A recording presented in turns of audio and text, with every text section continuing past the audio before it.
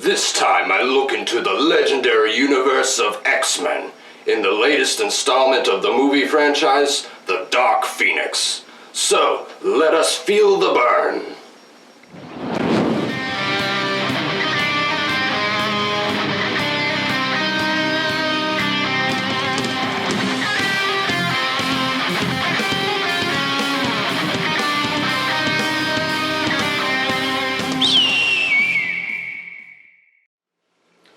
The movie's story didn't seem to quite add up with the other X-Men movies, as Magneto seemed weaker in this movie than he had in the previous one, and how the explosion in space created the Phoenix when it had already appeared in X-Men Apocalypse.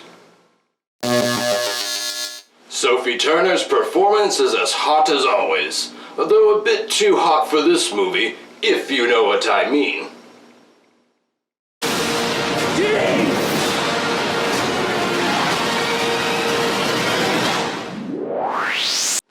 I loved the special effects in this movie, from outer space nebulas to watching the Phoenix disintegrate matter into dust. I also liked how the Phoenix personality was more complex and faithful to the comics, unlike the pure evil version from X-Men 3.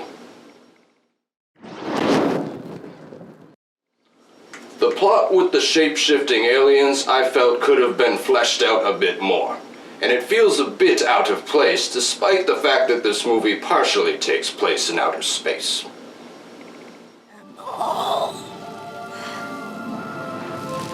Your emotions make you weak. Judy!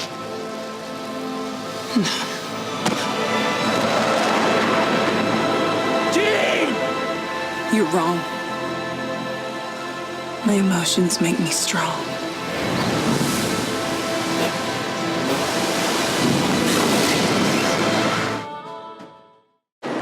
The pacing of the movie was a bit slow, with not as much time to develop the characters, with the exception of Jean Grey, of course. Although this movie is flawed, it is still better than the Phoenix story from X-Men 3. Some characters in this movie felt a bit wasted, such as Quicksilver and Mystique. Quicksilver didn't have enough screen time, and Mystique was destroyed pretty early on. Personally, I never truly cared for the character, but I didn't enjoy seeing her wasted. So, in conclusion, it's not the best X-Men movie, but it is still far from the worst one. And Sophie Turner's performance as Jean Grey in Phoenix was a lot better than Famke Janssen's. And now, if you'll excuse me, I have an appointment in outer space.